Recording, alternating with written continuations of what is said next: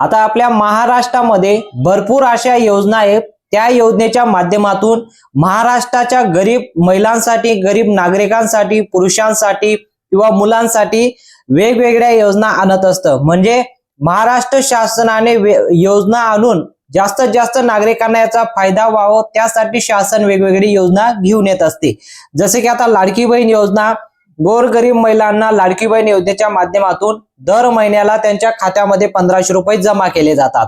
तसंच आता महाराष्ट्र शासनाने आणखीन एक योजनेला प्रोत्साहन देण्यात आलेला आहे। आजचा आर्टिकल आलेला आहे की लाडकी बहीण योजना ज्या पद्धतीने प्रसिद्ध झालेली आहे त्याच पद्धतीने योजना सुद्धा प्रसिद्ध होणार आहे। आता सुरू झालेली योजना आहे। या योजनेची अंमलबजावणी 2024 मध्ये करण्यात आलेली होती, पण आता याचा GR आलेला आहे आणि या GR मध्ये माहिती आलेली आहे की ही योजना आता पूर्णपणे सक्षम झालेली आहे आणि योजना आता सुरू होणार आहे। आता आपण पाहूया की महाराष्ट्र शासनाने जसं वेगवेगळ्या योजना असतात, शेतकऱ्यांसाठी नमो शेतकरी योजना असू द्या किंवा आपल्या लाडकी बहीण योजना असू द्या, त्यानंतर गॅस कनेक्शनचे पैसे देणे, म्हणजे वृद्ध यासाठी वेगवेगळ्या योजना आणत असतात। तर आपल्या महाराष्ट्र शासनाने आणि केंद्र शासनाने मिळून एक योजना सुरू केलेली आहे। 2024 मध्ये याचा फॉर्म आला होता, पण आता 2025 मध्ये याच महिन्यापासून याचा आता सुरुवात झालेली आहे। तुम्ही लवकरात लवकर याचा फॉर्म भरून घेणं गरजेचं आहे, कारण ज्या बहिणींनी याचा फॉर्म भरलेला आहे, ज्या व्यक्तींनी याचा फॉर्म भरलेला आहे, तुम्हाला एक क्लिअर करून देतो की हे फक्त महिलांसाठी योजना नाही, ही योजना आहे महिलांसाठी, पुरुषांसाठी आणि सोबतच 22 वर्ष वय असणे पूर्ण आहे। 22 वर्षाच्या वरती ज्यांचं वय असेल त्यांच्यासाठी योजना आहे, म्हणजे योजनेचा लाभ त्यांना दिला जाणार आहे। तर आता तुमचं क्लिअर झालं असेल तर नेमकं आता तुम्हाला ई श्रम कार्ड जी योजना आहे या योजनेच्या म्हणजे तुमच्याकडे जे आता ई श्रम कार्ड आहे त्यावर पैसे मिळणार आहे का? नाही। ई श्रम कार्ड योजना आणि ई श्रम कार्ड हे वेगवेगळं आहे, यामध्ये कन्फ्युजन नकोय की तुमच्याकडे ई श्रम कार्ड लागणारच आहे, कारण ई श्रम कार्ड वरच योजना सुरू झालेली आहे। जास्त कन्फ्युजन नकोय। ई श्रम कार्ड योजना यासाठी तुम्हाला फॉर्म भरावा लागतो, ऑनलाईन पद्धतीने हा फॉर्म असतो। या फॉर्म भरण्यासाठी तुम्हाला ई श्रम कार्ड लागतं, पण ई श्रम कार्डवर डायरेक्ट पैसे जमा होत नाही। त्यासाठी तुम्हाला जसं लाडकी बहीण योजनेचा तुम्ही फॉर्म भरलेला आहे त्याच पद्धतीने आता तुम्हाला ई श्रम कार्ड जी योजना आहे त्या योजनेचा तुम्हाला फॉर्म भरायचा आहे। तो फॉर्म भरून तुम्हाला सबमिट करायचा आहे। त्याची मुदत सुद्धा आपल्याकडे आलेली आहे। तुम्हाला शेवट म्हणजे आता तुम्हाला सुरू झालेला आहे, याचा GR मध्ये आपल्याला दिसून येत आहे। याला अजून मुदत देण्यात आलेली नाही, कारण लाडकी बहीण योजनेची KYC सुरू आहे, KYC ला सुद्धा मुदत वाढ झालेली आहे। पण आता ही जी योजना सुरू झालेली आहे या योजनेसाठी तुम्हाला आता कुठल्याही प्रकारची काही मुदत नाही, तुम्ही कधी याचा फॉर्म भरू शकता। पण फॉर्म भरताना काहीतरी अटी आणि शर्ती लावण्यात आलेला आहे। डॉक्युमेंटची मागणी करण्यात आलेली आहे, तुमच्याकडे डॉक्युमेंट असणे गरजेचं आहे आणि पहिलं मुद्द्याचं म्हणजे तुमच्याकडे ई श्रम कार्ड असणे गरजेचं आहे, तरच तुम्हाला लाभ घेता येईल। तर 3000 रुपये तुम्हाला दिले जाणार आहे। आता तुम्हाला 3000 रुपये म्हणजे एका वेळेस दिले जाणार का? नाही। 3000 रुपये तुम्हाला दर महिन्याला तुमच्या बँक अकाउंटला जमा होणार आहे। अतिशय आनंदाची बातमी आहे, दर महिन्याला 3000 रुपये तुमच्या बँक अकाउंट मध्ये जमा होतील। कारण लाडकी बहीण योजनेचे जसे 1500 रुपये जमा होतात तसं आता 3000 रुपये तुमच्या बँक अकाउंट मध्ये जमा होतील। आता सर्वांना याचा लाभ दिला जाणार आहे का? म्हणजे महिला पुरुष सर्वांना, तर ते तर दिला जाणार आहे, पण यासाठी काहीतरी क्रायटेरिया ठेवण्यात आलेला आहे। आता पूर्ण महाराष्ट्रामध्ये जर आपण यामध्ये जर आता लाडकी बहीण योजनेचा जर विचार केला तर 2,40,00,000 बहिणी आहेत आणि महिलांचं आणि पुरुषांचं जर कॅल्क्युलेशन केलं तर आपल्या महाराष्ट्रामध्ये भरपूर लोकसंख्या आहे, तर सर्वांना याचा लाभ दिला जाणार नाही। तर यासाठी काहीतरी त्यांनी अटी लावलेल्या आहेत, पण मात्र ज्या व्यक्ती या अटीमध्ये बसतील त्यांची तर खरोखर लॉटरी लागणार आहे। कारण ज्या व्यक्ती या योजनेमध्ये पात्रता राहतील त्यांना आता 3000 रुपये दर महिन्याला त्यांच्या बँक अकाउंटला जमा होतील आणि त्या कुटुंबामध्ये जर लाडकी बहीण योजनेचा फॉर्म भरला असेल त्यांना देखील याचा लाभ दिला जाणार आहे। असं नाही की लाडकी बहीण योजनेचा फॉर्म भरलेला आहे म्हणून तुम्हाला याचा लाभ दिला जाणार नाही, तर असं नाही। तर तुम्हाला आता लाडकी बहीणचा वेगळा लाभ येणार आहे आणि तुम्हाला ई श्रम कार्ड योजनेचा लाभ वेगळा येणार आहे। पण त्या कुटुंबामध्ये लाडकी बहीण योजनेचा फॉर्म भरलेला आहे, महिला त्यासाठी अप्लाय करू शकत नाही। तुम्ही पुरुष असाल तर पुरुष त्या ठिकाणी अप्लाय करू शकता, एवढंच तुम्हाला करायचं आहे।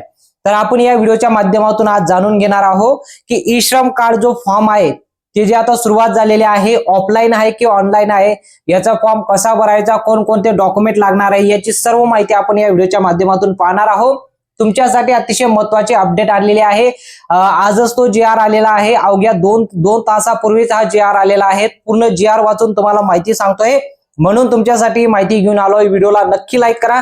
आतापर्यंत तुम्ही व्हिडिओला लाईक केलं नसेल तर व्हिडिओला नक्की लाईक करा आणि चॅनलवर पहिल्यांदा आला असेल तर चॅनलला नक्की सबस्क्राईब करा. तर आपण महत्त्वाची माहिती आता पाहूया. ई श्रम कार्ड योजना ही 3000 रुपयाचं दर महिन्याला वाटप होणार आहे. याची सुरुवात आता झालेली आहे. काय बातमी आलेली आहे, आता ज्यांच्याकडे ई श्रम कार्ड असेल त्यांच्यासाठी आनंदाची बातमी आहे. दर महिन्याला मिळणार 3000 रुपये, फक्त यांनाच मिळणार. दर महिन्याला 3000 रुपये दिले जाणार आहे. पण इथं काय हेडलाईन काय आलेली आहे, फक्त यांनाच मिळणार, सर्वांना दिलं जाणार नाही.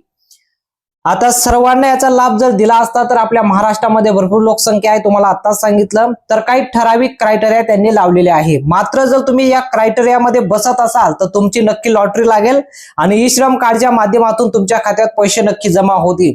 क्रायटेरिया पाहून घेऊया, डॉक्युमेंट पण तुम्हाला सांगतो आणि फॉर्म कुठे भरायचा ते सुद्धा माहिती तुम्हाला या व्हिडिओच्या माध्यमातून सांगतो. ही योजना केंद्र शासनाने सुरू केली एक महत्वाकांक्षी योजना आहे. या योजनेचा लाभ हातमजुरी करणाऱ्या लोकांसाठी आहे. बघा, योजना कोणासाठी आहे, हातमजुरी करणाऱ्या व्यक्तींसाठी किंवा महिलांसाठी किंवा यामध्ये दोघांसाठी योजना आहे, महिला असो की पुरुष असो, पण हातमजुरी करणाऱ्या लोकांसाठी. तुम्हाला माहित आहे भांड्याची किट वाटप होते, भांडी वगैरे तुम्हाला दिली गेली असतील आतापर्यंत. तर हे हातमजुरी करणारे लोक म्हणजे ज्यांच्या नावावर कुठल्याही प्रकारची प्रॉपर्टी नाही, फक्त ते रोजंदारीने कामाला जातात, दिवसाला कामाला जातात, काम करून पैसे गोळा करतात, त्यांचं घरोबारचं ते पालन पोषण करतात, अशा व्यक्तींसाठी योजना आणलेली आहे. आता तुम्ही म्हणाल योजना तर आहे, हातमजुरी करण्यासाठी आहे, पण यामध्ये काहीतरी क्रायटेरिया ठेवण्यात, हो, यामध्ये क्रायटेरिया ठेवण्यात आलेला आहे. तो क्रायटेरिया सुद्धा पाहून घेणं गरजेचं आहे, कारण सर्वांना याचा सरसकट लाभ दिलेला नाही. हातमजुरी करणारे भरपूर काय आहे, पण त्यामध्ये काहीतरी क्रायटेरिया देण्यात आलेला आहे. आता यामध्ये कसं दिले आहे, जसं की शेती संबंधित काम करणारे मजूर. आता शेती संबंधित काम करणारे मजूर म्हणजे ज्यांच्याकडे शेती आहे ते नाही, जे शेतीमध्ये कामाला जातात आणि ज्यांच्या नावावर शेती नाही. आता तुमच्या कुटुंबामध्ये जर तुमच्या आजोबांच्या नावावर, तुमच्या वडिलांच्या नावावर किंवा तुमच्या नावावर शेती असेल तर तुम्हाला याचा लाभ नाही मिळणार. तुम्हाला याचा लाभ दिलाच नाहीये. या लाभ कोणाला दिलेला आहे, शेती संबंधित कामाला जाणारे मजूर. दुसरं आहे बांधकाम साईटवर कामाला जाणारे मजूर. मजुरांना याचा लाभ दिलेला आहे. हातमजुरी करणाऱ्या व्यक्तींना बांधकाम साईटवर कामाला जाता, बघा आता रोजंदारीने कामाला जातात, गवंडी कामाला जातात, त्यांना याचा लाभ दिलेला आहे. तर आता रोड साईटवर विक्री करणारे, आता रोड साईटवर भरपूर विक्री करणारे असतात, तर म्हणजे यामध्ये आता भरपूर येतात. त्यामध्ये आता तुम्हाला ऑटो चालक असू द्या, जेणेकरून म्हणजे ऑटो चालक सुद्धा त्यामध्ये येतो की हातमजुरी करतो. पण हातमजुरी करताना त्यांच्यासाठी योजना आहे. हे कोणासाठी आहे, जेवढे पण हातमजुरी करतात त्यांच्यासाठी योजना आहे. ही झाली पहिली अट. बघा, म्हणजे योजना कोणासाठी आणलेली आहे, हातमजुरी करणाऱ्या व्यक्तींसाठी. तुम्ही जर या क्रायटेरियामध्ये बसत असाल तर तुमच्यासाठी योजना आहे, पण यामध्ये काहीतरी डॉक्युमेंट आणि याची क्रायटेरिया यामध्ये दिलेली आहे, ती सुद्धा पाहून घेणं गरजेचं आहे. आता या योजनेचे पैसे कसे मिळतील आणि कोणाला मिळणार आहे, तुमच्या मनात सुद्धा प्रश्न पडला असेल की योजना तर आता भरपूर म्हणजे योजना आणलेली आहे, योजना चांगली आहे, पण या योजनेचे पैसे कसं येतील. जसं लाडकी बहीण योजनेचा डेबिटीच्या माध्यमातून तुमच्या अकाउंटला डायरेक्ट बँक ट्रान्सफर पैसे जमा होतात, त्याच पद्धतीने तुमच्या अकाउंटला पैसे जमा होतील का, हो, त्याच पद्धतीने तुमच्या अकाउंटला पैसे जमा होणार आहे. यामध्ये काही बदल झालेला नाही. पण यामध्ये काय बदल करण्यात आलेला आहे, क्रायटेरिया. काय क्रायटेरिया ठेवण्यात आलेला आहे, 5 अटी लावलेल्या आहेत. 5 अटी ठेवण्यात आलेला आहे. या 5 अटींमध्ये जर तुम्ही बसत असाल तरच तुम्हाला या योजनेचा लाभ दिला जाईल, अन्यथा योजनेचा लाभ दिला जाणार नाही. 5 कोणकोणत्या अटी आहेत, ज्या कोणी व्यक्ती या 5 अटीमध्ये बसतील त्यांना या योजनेचा लाभ दिला गेला आहे. तर बघा, एक एक करून आपण 5ची अटी पाहूया. 5 कोणकोणत्या अटी आहेत. तर सर्वात पहिले ई श्रम कार्ड साठी या 5 अटी आहे. म्हणजे ई श्रम कार्ड जी योजना आहे ती योजनेसाठी तुम्हाला 5 अटी ठेवण्यात आलेल्या आहे. तर सर्वात पहिली अट आहे, लाभार्थ्यांकडे ई श्रम कार्ड असले पाहिजे। तुम्हाला ऑलरेडी ज्यावेळेस व्हिडिओ सुरू झाला त्याच वेळेस मी तुम्हाला माहिती दिली की ई श्रम कार्डवर योजना आहे, म्हणजे ई श्रम कार्ड तर तुम्हाला लागणारच आहे। तुमच्याकडे ई श्रम कार्ड असणे गरजेचं आहे, तरच तुम्ही या योजनेसाठी फॉर्म भरू शकता, कारण ई श्रम कार्डवर योजना आहे। दुसरा येतो, लाभार्थ्यांचे वय 20 ते 60 वर्षाच्या दरम्यान असले पाहिजे। यामध्ये तुमचा बदल आहे, 20 वर्षापासून तर 60 वर्षाच्या दरम्यान तुम्ही असाल, या रेंज मध्ये तुम्ही असाल। 19 जरी असेल तरी तुम्हाला याचा फॉर्म भरता येणार नाही, आणि 61 वर्ष जरी तुमचं झालं असेल तर तुम्हाला तो याचा फॉर्म भरता येणार नाही। यामध्ये तुम्ही असू शकता। त्यानंतर लाभार्थ्यांच्या कुटुंबात कोणी गव्हर्नमेंट नोकरीवर नसावं। तुम्हाला ऑलरेडी माहित आहे लाडकी बहीण योजना सुद्धा सुरू झाली, त्यावेळी सुद्धा हाच क्रायटेरिया होता की गव्हर्नमेंट सर्व्हिसला जो कोणी असेल त्यांना सुद्धा याचा लाभ दिलेला नाही, म्हणून ही योजनेसाठी पण गव्हर्नमेंट नोकरीवर कोणीच नकोय, त्यांना याचा लाभ दिला गेला आहे। चौथं अट आहे बघा, लाभार्थ्यांच्या कुटुंबात कोणी टॅक्स भरलेला नकोय। म्हणजे आता टॅक्स जरी तुमच्या कुटुंबामध्ये कोणी भरला असेल तरी देखील तुम्हाला लाभ दिला जाणार नाही। टॅक्स भरलेल्या व्यक्तींसाठी पण योजना नाही। लाभार्थ्यांच्या नावावर शेत जमीन नसावी। तुम्हाला ऑलरेडी मी सांगितलं की शेती संबंधित काम करणारे मजूर चालतील, पण ज्यांच्या नावावर शेती असेल ते चालणार नाही। शेती संबंधित कामात जाणाऱ्या व्यक्तींना आहे, पण शेती जर त्यांच्या नावावर असतील ते फॉर्म भरू शकत नाही, कारण आता सर्व ऑनलाईन झालेलं आहे। तुमचा आधार कार्ड नंबर टाकल्यानंतर त्यांच्याकडे सर्व डाटा असतो, तो डाटा स्कॅन केल्यानंतर तुमच्या नावावर किती शेती आहे, तुमच्या नावावर गाडी आहे की नाही, तुम्ही टॅक्स भरलेला आहे की नाही, एका मिनिटात त्यांच्याकडे डाटा जातो। म्हणून या अटीमध्ये ज्या बसतील त्यांनाच या योजनेचा लाभ दिलेला आहे। तुम्ही कमेंटमध्ये सांगू शकता तुम्ही या अटीमध्ये बसता की नाही, बसत असाल तर कमेंटमध्ये नक्की सांगा। आता यासाठी कोणकोणते कागदपत्र लागणार आहे बघा, आता यासाठी कोणकोणते कागदपत्र लागणार आहे।